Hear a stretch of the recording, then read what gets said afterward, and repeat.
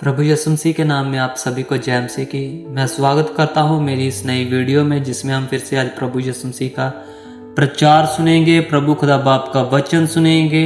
उत्पत्ति 5 अध्याय आज पढ़ा जाएगा। तो आइए हम सब मिलके प्रार्थना करेंगे अपने परमेश्वर यहोवा के सामने, जो खुदा बाप हमारा स्वर्गराज में विराजमान है, जो हमारा जिंदा खुदा बाप है, हमारी सभी बातें सुनता और हमें उत्तर देता है। तो आइए अब हम प्रेयर करेंगे आज के दिन के लिए। Hallelujah hallelujah hallelujah hallelujah hallelujah. तारीफ तारीफ तारीफ तारीफ तारीफ तारीफ तारीफ तारीफ तारीफ तारीफ। शुक्र हो शुक्र हो शुक्र शुक्र शुक्र शुक्र शुक्र। धन्यवाद धन्यवाद धन्यवाद धन्यवाद धन्यवाद। Hallelujah hallelujah hallelujah hallelujah hallelujah. ऐ हमारे पिता प्रभु यहोवा खुदा बाप, हम आपका धन्यवाद करते हैं खुदा बाप, आज के दिन के लिए, आज के समय के लिए और आज के वक्त के लिए जो आपने हमें हमारे ज़िंदगी में दिया। खुदा बाप हम धन्यवाद करते हैं हमारे लिए आज तक आपने जो जो भी हमारे लिए किया। खुदा बाप उन सब के लिए आपका धन्यवाद। हम धन्यवाद करते हैं आज का दिन के लिए खुदा बाप, जो हमने आज का दिन आपने हमें दिया, हमने बिताया। खुदा बाप सुबह से लेके शाम तक आप हमें संभालते हैं। यहोवा उस चीज़ के लिए आपका धन्यवाद हो खुदा पापा, आपने हमें कभी नहीं छोड़ा, इसके लिए धन्यवाद यहोवा। मेरे प्रभु परमेश्वर खुदा बाप, चाहे मैं अच्छे काम करूं चाहे मैं बुरे काम करूं यहोवा, पर फिर भी आप हमेशा मेरे साथ रहते हो यहोवा। खुदा बाप आपका धन्यवाद हो, आपकी सदा निगाहें मेरी तरफ रहती हैं, आपकी आंखें खुदा बाप मेरे यहोवा। मैं आपका धन्यवाद करता हूँ पिता प्रभु परमेश्वर। मैं इतने योग्य नहीं था जितना योग आपने मुझे बना दिया मेरे यीशु मसीह जी।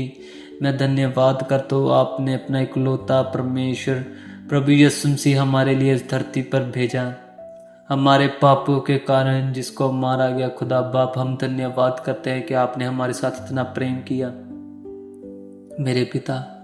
मैं धन्यवाद करता हूँ खुदा बाप आपका सदा तो सदा के लिए।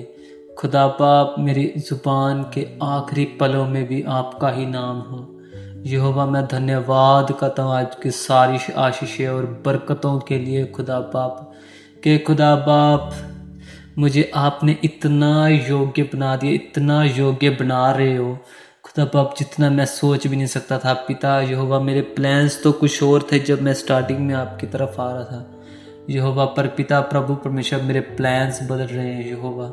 मेरे प्लान्स एडवांस लेवल के हो रहे हैं यहोवा। मैंने कुछ और सोचा था और आप मुझसे कुछ और करवाना चाहते हो। मैं आपका धन्यवाद करता हूँ इसी बात के लिए मेरे यहोवा। आपका सदा से सदा तक यहोवा आपका धन्यवाद हो मेरे प्रभु परमेश्वर खुदा बाप। आप मुझे बनाने वाले खुदा बाप हो। Hallelujah hallelujah hallelujah hallelujah hallelujah. खुदा बाप मैं धन्यवाद करता हूँ और आज प्रार्थना करता हूँ आज के वचन के लिए। जो भी आज का वचन पढ़ा जाए खुदा बाप, उस वचन को पिता प्रभु परमेश्वर यहोवा मेरी अक्ल और मेरी बुद्धि में समा देना यहोवा। वो वचन पिता प्रभु परमेश्वर यहोवा मेरी लाइफ को चेंज करने में काम आए यहोवा। वो वचन मेरी लाइफ को चेंज कर दे यहोवा। वो वचन मेरी लाइफ में चेंजेस लेकर आए यहोवा। आपके वचन के द्वारा मैं बचाया जाऊँ खुदा बाप। मैं धन्यवाद करता हूँ कि आपने हमारे लिए आज का वचन भेजा है। मैं उसको पढ़ने के, सुनने के, समझने के योग्य हूँ खुदा बाप। इसी के लिए आपका धन्यवाद है। मेरे मेंटली और फिजिकली सही रखने के लिए यहोवा आपका धन्यवाद मेरे प्रभु परमेश्वर यहोवा। आज का जो वचन पढ़ा जाए आपको स्वर्ग राज में सुनाई दे, हमारी जिंदगी में, हमारे दिलों में आपका वचन सदा तीक वास करे यहोवा। आपका धन्यवाद हो, आमीन। ये अब हम वचन पढ़ेंगे उत्पत्ति 5, आदम के परिवार का इतिहास। ये अध्याय आदम के परिवार के बारे में है। परमेश्वर ने मनुष्य को अपने स्वरूप में बनाया। परमेश्वर ने एक पुरुष और एक स्त्री को बनाया। जिस दिन परमेश्वर ने उन्हें बनाया, आशीष दी एवं उसका नाम आदम रखा। जब आदम 130 वर्ष का हो गया तब वह एक और बच्चे का पिता हुआ। यह पुत्र ठीक आदम सा दिखाई देता था। आदम ने पुत्र का नाम शेत रखा। शेत के जन्म के बाद आदम 800 वर्ष जीवित रहा। इन दिनों में आदम के अन्य पुत्र और पुत्रियां पैदा हुई। इस तरह आदम पूरे 930 वर्ष तक जीवित रहा, तब वह मरा। जब शेत 105 वर्ष का हो गया, तब उसे एनोश नाम का पुत्र पैदा हुआ। एनोश का जन्म के बाद शेत 807 वर्ष जीवित रहा। इस शेत के अन्य पुत्र पुत्रियां पैदा हुई। इस तरह शेत पूरे 912 वर्ष जीवित रहा, तब वह मरा। एनोश जब 90 वर्ष का हुआ, उसे कैनान नाम का पुत्र पैदा हुआ। कैनान के जन्म के बाद एनोश 815 वर्ष जीवित रहा। इन दिनों उसके अन्य पुत्र और पुत्रियां पैदा हुई। इस तरह एनोश पूरे 905 वर्ष जीवित रहा, तब वह मरा। जब कैनान 70 वर्ष का हुआ, उससे महलेल नाम का पुत्र पैदा हुआ। महलेल के जन्म के बाद कैनान 840 वर्ष जीवित रहा। इन दिनों कैनान के दूसरे पुत्र और पुत्रियां पैदा हुई। इस तरह कैनान पूरे 910 वर्ष जीवित रहा, तब वह मरा। जब महलेल 65 वर्ष का हुआ, उससे जेरेद नाम का पुत्र पैदा हुआ। जेरेद के जन्म के बाद महलेल 830 वर्ष जीवित रहा। इन दिनों में उसे दूसरे पुत्र और पुत्रियां पैदा हुई। इस तरह महलेल पूरे 895 वर्ष जीवित रहा, तब वह मरा।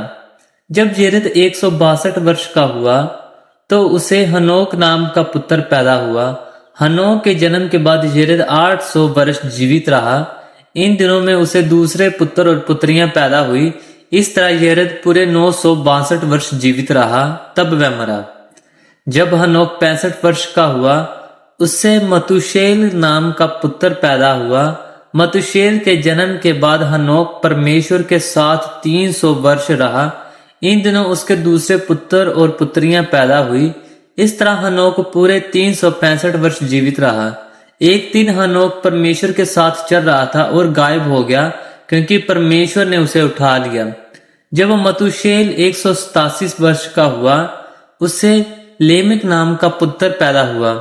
लेमेक के जन्म के बाद मतुशेल 782 वर्ष जीवित रहा। इन दिनों उसे दूसरे पुत्र और पुत्रियां पैदा हुई। इस तरह मतुशेल पूरे 969 वर्ष जीवित रहा, तब वह मरा।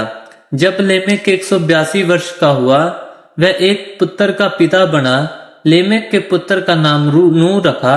लेमेक ने कहा, हम किसान लोग बहुत बड़ी मेहनत करते हैं, क्योंकि परमेश्वर ने भूमि को शाप दे दिया है, किंतु नूह हम लोगों को विश्राम देगा।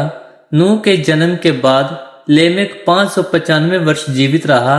इन दिनों उसे दूसरे पुत्र और पुत्रियां पैदा हुई। इस तरह लेमेक पूरे 777 वर्ष जीवित रहा, तब वह मरा। जब नूह 500 वर्ष का हुआ, उससे शेम, हाम और जेपेत नाम के पुत्र हुए। हे पिता प्रभु परमेश्वर यहोवा का वचन है। खुदा बाप का शुक्र हो। आमीन।